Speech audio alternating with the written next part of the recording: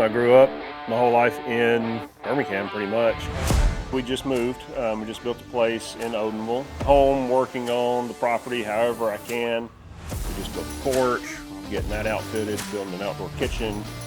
So it's mostly work. It's just me and my wife. We don't have any kids. And then if I'm not doing that, I'm playing music. That's my life on a day-to-day. I actually play through a computer program it's all amp sims. It's really cool. I can drag and drop any pedals I want. I've got a MIDI floor pedal that syncs up to that program, and I can turn pedals off and on with just clicking switches. Playing guitar just puts me at ease. It's everything's right there on the fretboard. I don't have to think about anything else except for these 24 frets. My father is an electrician. I knew that I had to do something. I didn't know exactly what I wanted to do. I was never a good student in high school and didn't finish when I was supposed to. I got my GED when I was 17. Need to do something good with my life. I'd worked at restaurants and bars all the way up until that point, so when I turned 18, I took his advice and came down to this school and talked to the administration here and filled out some paperwork and went to work. There's a thing about being 18, so you think you're ready to conquer the world, and sometimes you're not quite ready. I didn't have the discipline needed to do this type of work. I mean, this is not a job that you can come and do when you want to and not do when you don't want to. This is an adult world, and this is an adult career. So I gave it my best for a year before I decided I need to take a step back from this, because I'm going to ruin a good thing for myself if I don't. I went back to what I knew. I went back to working in restaurants and bars. And it's fun work. It's just not career. I remember going into a bar that he had gone to work at. He was in the apprenticeship program, and the next time I see him, he's a bar back, bringing stuff up to the front. And I was, Josh, what are you doing?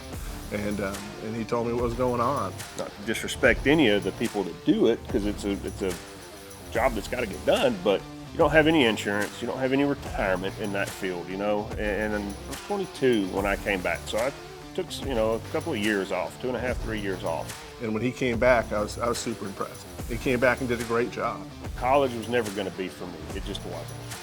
If I wanted to live a good life, be able to provide whatever I need to for whomever I need to, this was the path that was going to take me there. After he turned out, he became a teacher for us. He's now running work for one of our oldest local contractors. Truly a success story, and one of our brightest teachers in the program right now. But at some point, what I'm teaching you, you're going to run across on the job site. And I want you to be the guy that can stand there and say, I know how to do that. As an instructor, as a teacher, that's one of the best moments that I could experience. I can see it in their eyes. I can see when everything clicks. Puzzle pieces fall into place, and it's such a thrill to be able to experience that with them. And it's a great moment. Josh Wilson's a fantastic instructor because he cares, and that's the big thing. He cares. He cares about his apprentices. He cares about the classroom. He cares about our program. He'll come in on days that he's not supposed to be here to help out, not just with the apprenticeship program or the apprentices, but with the school itself. He's helped us fix things around the school. He works on volunteer projects for us. He helps build labs. It's one call does it all with him. Josh Wilson is a good example of an IBEW inside journeyman wireman that serves throughout the community, serves throughout his union. And like I tell people all the time, you're going to get out of your union what you put into it, and Josh is going to get a lot out of it because he puts everything into it.